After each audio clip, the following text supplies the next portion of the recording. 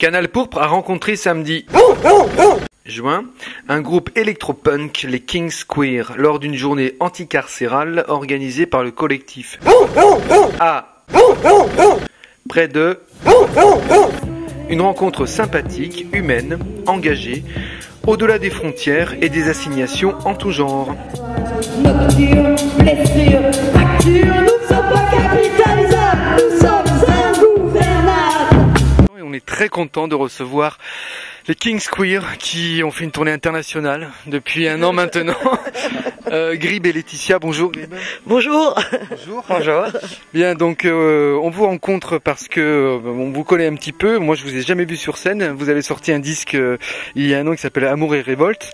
On va parler de la musique, on va aussi parler politique ou militance, même si vous m'avez confié que vous n'étiez pas spécialement militant, en tout cas vous n'étiez pas dans les réseaux militants. On va commencer tout simplement par le nom du groupe, Kings Queer, évidemment, le mot queer qu'on définit à toutes les sauces. Alors c'est pas toujours évident de définir ce terme, il y a X définitions. Je sais aussi, pour avoir lu votre interview dans l'excellent site que je vous conseille d'aller voir, l'Observatoire des transidentités, vous tapez sur n'importe quel moteur de recherche et vous trouvez que vous n'étiez pas, pour vous l'identité, c'est pas forcément un problème, mais le fait d'avoir appelé votre groupe Kings Queer, il y a quelque chose évidemment derrière d'important, j'imagine. Alors, est-ce qu'on pourrait revenir sur ce mot de queer? Alors, comme on dit à chaque fois, queer, pourquoi nous on a pris cette identité, enfin ce nom queer? Bon, déjà, Kings Queer, ça veut dire les rois du bizarre, hein, dans un sens premier. Et nous, on a fait une référence au queer, désolé, on est très fatigué.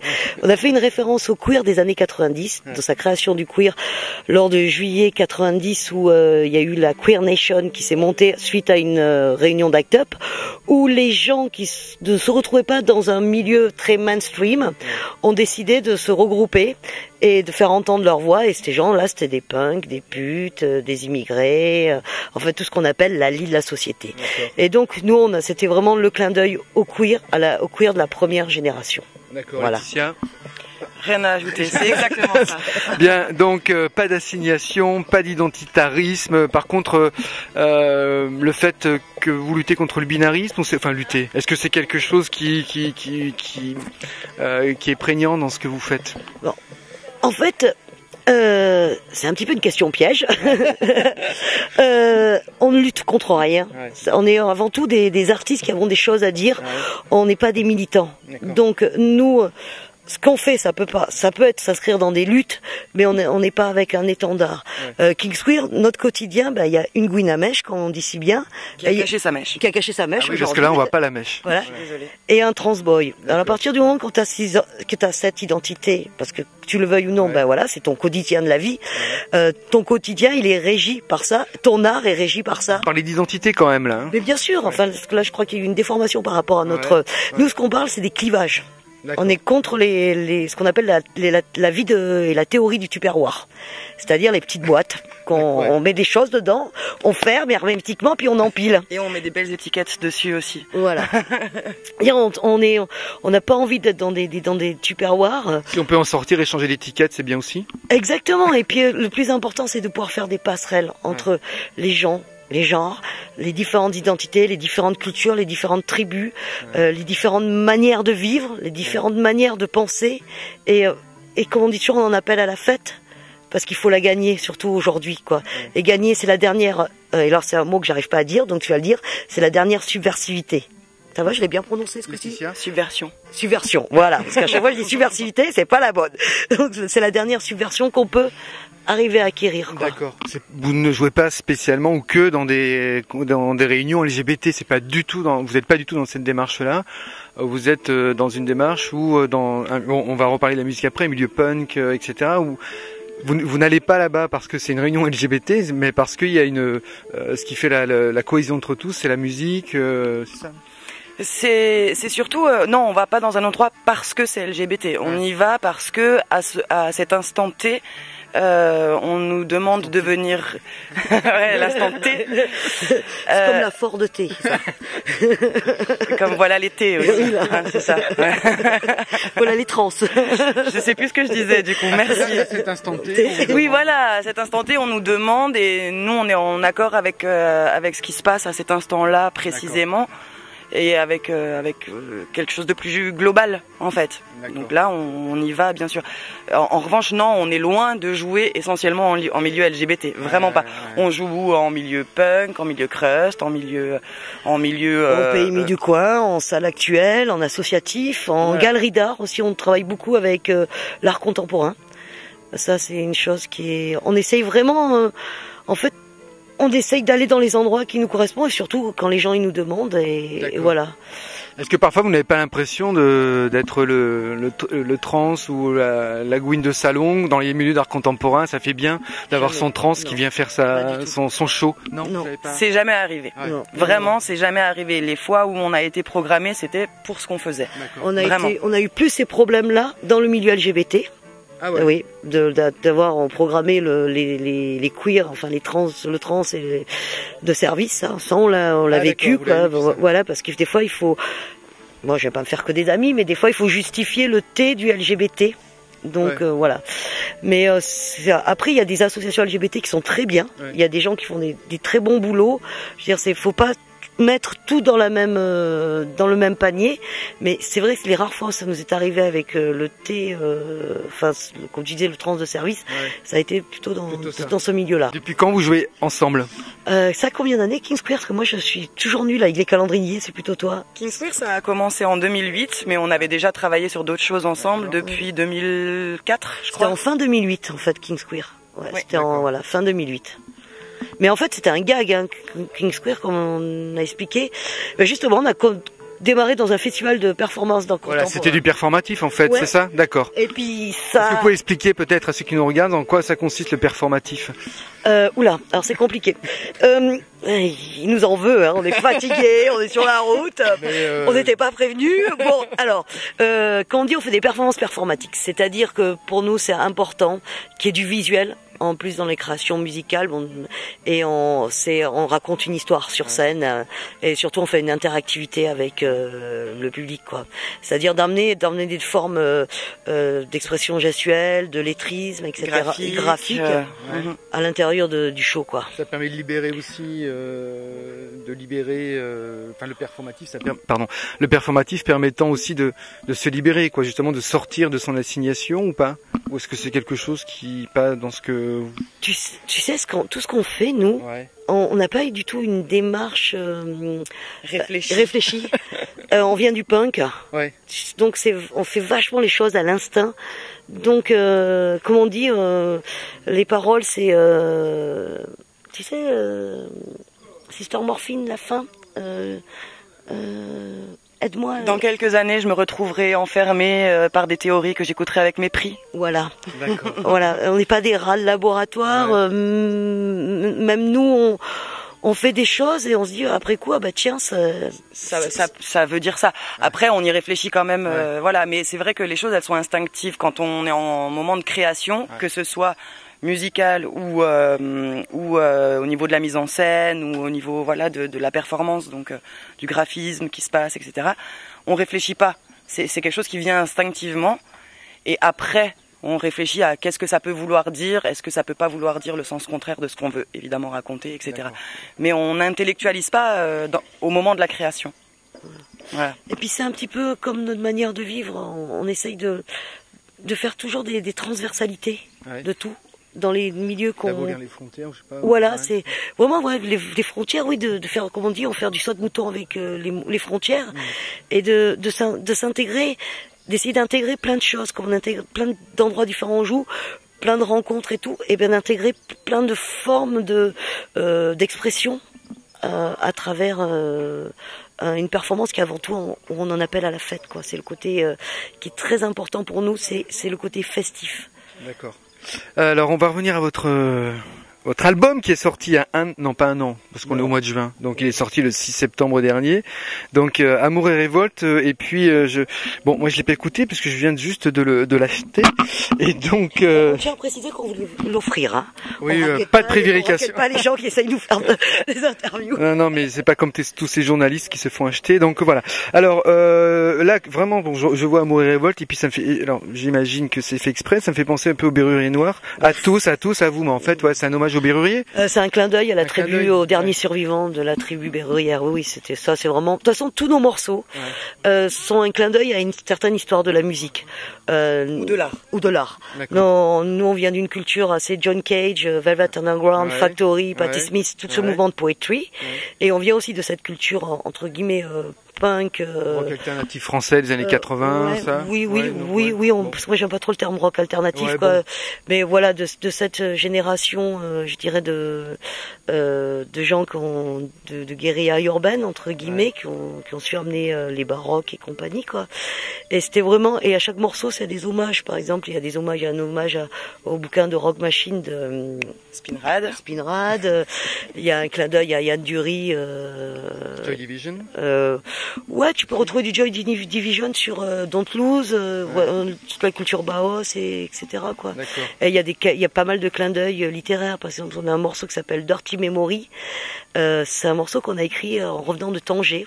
Parce qu'on est allé faire un petit peu, par rapport à la Beat Generation, on est allé faire un petit peu un parcours initiatique là-bas. Et puis c'était au moment où les printemps arabes pétaient.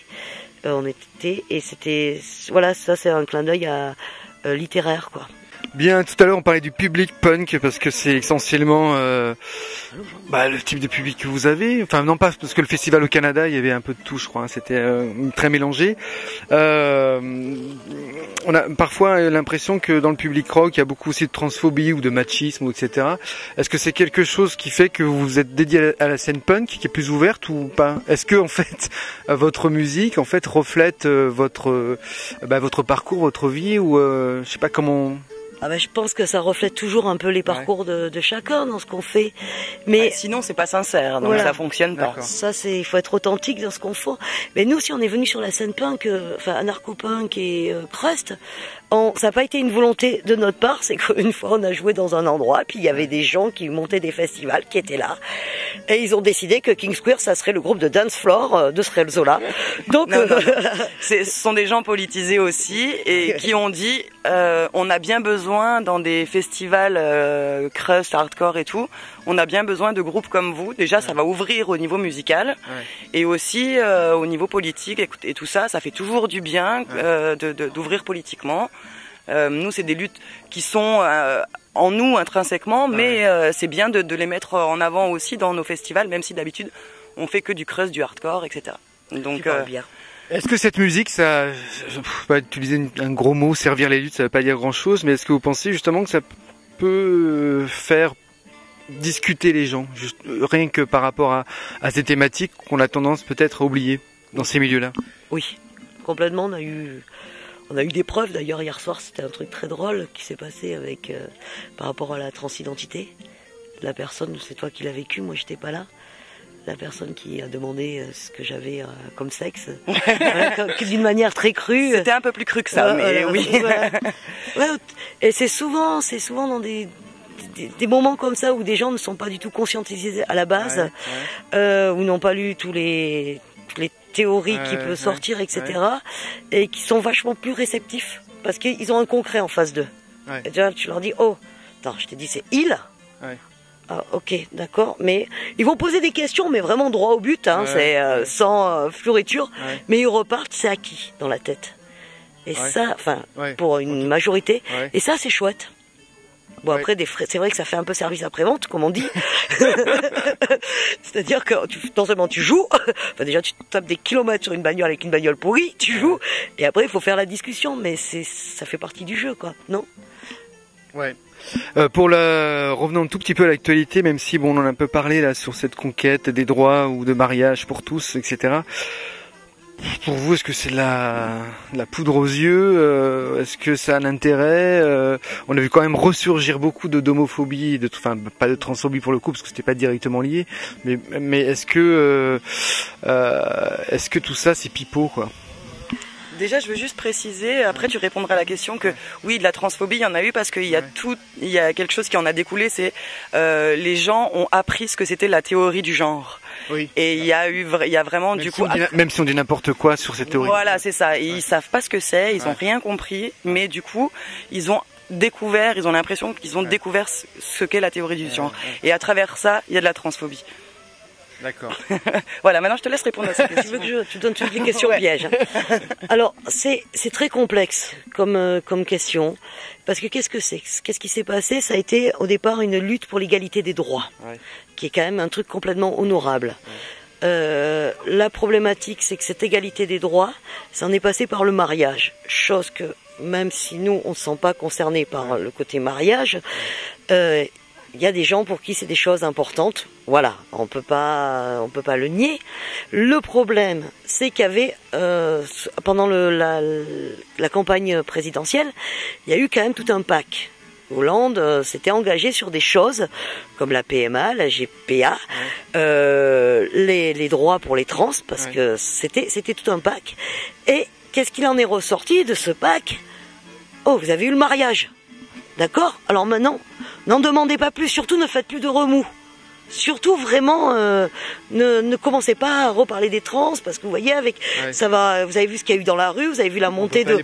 Voilà. Et le problème, c'était couru d'avance. Voilà. Ouais. Et on savait que on allait nous filer le mariage comme un os à ronger, et tout ce qui était prévention, éducation, milieu scolaire, etc. C'est passé à l'as. Oui, il y a une grosse montée. Oui, oui, aujourd'hui, on peut se dire qu'on vit quand même dans un pays assez hallucinant. Surtout, nous, on a fait vachement de pays différents pendant ces moments-là. Et les autres pays, on discute avec eux. Les gens des autres pays, ils sont complètement, mais terrassé par rapport à ce qui se passe en France, et que ça continue à se passer. On a eu des copains qui se sont fait casser la gueule. Il y a eu des choses très très graves. Il y a eu des menaces. Il y a eu, nous, pendant des moments, on devait avoir quand même une certaine des gens qui assurent qu'il se passe rien pendant les concerts. Il y a des choses comme ça. Et c'est ce qui était déplorable. Ce qui a été vraiment déplorable, c'est que ces gens qui sont des discours nauséabonds puissent s'exprimer d'une manière pareille en France, et qu'à lors de leur première manifestation qu'ils ont fait, Civitas et compagnie, où il y a eu des violences, le lundi, Françoise Hollande, moi je suis fatiguée, ça y est, je queerise le président. Il est queerisé. Voilà, je queerise. Françoise Hollande. Je savais pas que Françoise était... Je suis vraiment fatiguée. Que François Hollande sorte le truc de la liberté de conscience pour les maires. Ouais. Je veux dire, ça permettait de cautionner toutes les violences du week-end, quoi. Voilà. Et puis bon, ça a continué, là, ça continue, les trucs haineux, ça continue. La parole entre guillemets d'une de droite qui est pas très sympathique, maintenant s'exprime impunément, quoi. Plus libéré, Voilà, et c'est grave, c'est très très grave, parce qu'il y a eu une porte ouverte on a ouvert une porte à quelque chose, et bon, par exemple, dernièrement, on a appris que dans des écoles d'art, qui sont quand même des bastions assez libertaires, assez difficiles, où il y a des graffitis nazis. La connerie est largement La connerie est universelle, malheureusement. Mais c'était quand même des bastions qui étaient un peu protégés jusqu'à présent, quoi. Faut quand même se rappeler que le phare s'est créé aux Beaux-Arts de Paris, dans les amphis des Beaux-Arts. Enfin, il y a quand même un historique avec tout ça. Et non, c'est très très grave. Je sais pas si on a répondu à ta question. Si, en partie. On aurait plein de questions à poser, notamment sur. On va pas prolonger trop l'interview. On va revenir sur vos projets. On aurait des questions à poser aussi sur la façon dont en France cette médicalisation des trans est absolument incroyable par rapport à d'autres pays, sur les intersexes, enfin sur les bébés qu'on opère à la naissance, etc. Mais bon, on renvoie ça à l'Observatoire des transidentités. On va parler de vos projets après ce disque. Qu'est-ce que on peut-être parler de ce que vous avez vécu au Canada aussi, mais alors est-ce que vous avez des projets très précis maintenant, à part vous reposer? Ça c'est foutu, on peut pas se reposer. On avait prévu de se reposer. Non, tu veux qu'il y aille ou tu veux Comme tu veux. Non, on a un grand projet, et un grand et beau projet en fait, à court terme d'ailleurs. Quand on a sorti notre album, on a sorti des vinyles aussi, et on a décidé de donner des pochettes vides de vinyle à une vingtaine d'artistes d'art contemporain qu'on aime, qu'on apprécie. Qui font partie de l'imaginaire de King's Queer. Voilà, qui font vraiment partie de ce qu'on aime et tout ça. On a décidé de leur donner à chacun une pochette et qu'ils nous fassent leur illustration à eux de King's Queer, Amour et Révolte. Et on a eu une chance inouïe, c'est qu'il y a de superbes artistes comme Jérôme Ménager, Speedy Graffito, Kiki et Loulou Picasso, Olivia Clavel, voilà, des prisures. Enfin, on peut pas tous, voilà, on peut pas tous les nommer, mais voilà, on a eu vraiment plein d'artistes qui ont répondu positif. Et on se retrouve avec ces magnifiques pochettes. On va partir en exposition en fait avec, un peu itinérante. On fera des showcases, on fera des conférences autour de la pochette de vinyle. C'est Pierre Mikhailov qui fera ça. Et toutes ces dates, on les retrouve sur votre site? Il y a quand même quelque chose d'important par rapport à ce projet de pochette, c'est qu'on a fait un partenariat avec l'ISBA. C'est l'Institut supérieur des beaux-arts de la ville de Besançon, dont le directeur est Laurent Devez, et qui nous a écrit aussi le texte de préface pour le catalogue. Et Pierre Mikhailov, qui est un ancien guitariste des Désaxés et de Jacquenot, qui est maintenant écrivain de la culture rock, qui s'est rajouté, enfin qui nous a fait aussi un texte de préface de présentation de King's Queer, et qui va vraiment faire cette conférence sur l'histoire de la pochette de disques dans le rock and roll. Et c'est ce qu'on va embarquer là, ça va être un concept de free art party, parce qu'on va reprendre les galeries. En fait, le principe, c'est de dépoussiérer un petit peu tout le côté musée, art, et d'en rendre quelque chose de vivant. Et ça va pas être des expos où les gens, voilà, ils vont venir. Non, à chaque fois, il va y avoir des performances des artistes, des showcases, des choses qui se passent. D'accord. Et tout ça, la question que je la repose, on va sur le site des King's Queer, on aura des dates et tout. Il y aura toutes les dates sur le site de King's Queer et il y a un site qui est dédié essentiellement à ce projet-là, qui est King's Queer Art Collection. Si vous tapez ça dans Google, vous trouverez le Tumblr. Oui, c'est sur Tumblr et même sur la page d'accueil de notre propre site. D'accord. Il y a le lien. Ouais, on peut rajouter un petit truc. Oui, mais on peut rajouter, on y va. Parce que le King's Queer Art Collection, au départ, c'est un concept. Je vous laisse imaginer, puis après on en parle, si vous voulez, on fait un atelier de ça. C'était qu'on s'est aperçu que dans King's Queer, ça nous appartient pas, King's Queer. Nous, on court après King's Queer. Il y a des tas de gens autour de ça. C'est pour ça que ça existe. Et on a eu envie de partager des choses avec d'autres artistes, c'est-à-dire aussi bien des vidéastes, des plasticiens, des gens qui font de la fringue, toujours dans notre manière de faire. Et donc ce projet de pochette, le Cover Collection, ça a été c'est vraiment le premier projet qui est mis en place. D'accord. Encore une fois, d'essayer de rassembler des gens, par exemple, dans cette histoire de catalyser plein de. Je sais pas si on est des catalysés, quoi. On essaye de faire des trucs, quoi. Mais je sais pas si on est vraiment des catalyseurs, quoi. On est peut-être des emmerdeurs, mais on est harceleurs, mais ce qui était vachement important aussi pour nous dans cette collection d'art qui était réalisée, c'est qu'il y a il y a la génération figuration libre, donc les bazookas qui étaient quand même les punks au niveau du graphisme et tout ça et de la rue, et qui ont donné, et comme Jérôme Ménager aussi avec ses hommes blancs, et qui ont donné ce qu'il y a de cette génération maintenant de street art. Et on a les deux. On a la génération première, et on a des artistes de street art et de squartistes aussi, des gens qui viennent des squats des années 90 et compagnie. Et en plus, on a des gens de l'art contemporain vraiment très minimalistes. Et ça, c'est pareil, c'est comme nos concerts où tout ce qu'on veut dire, c'est de mélanger et d'en faire un truc homogène, quoi. Mélangeons et éclatons les Tupperware, quoi. Voilà. Ok. Faisons une bouillie. Bien, merci beaucoup pour cette chouette rencontre. Donc le disque il est sorti, on peut comment l'acheter, je sais pas comment on peut le trouver. Toujours par souci d'indépendance, on n'a pas de distributeur. Ouais. Donc ce CD et les vinyles, on les trouve quand on joue. Pas les vinyles parce que ce sera à partir du mois d'octobre qu'ils vont être en vente.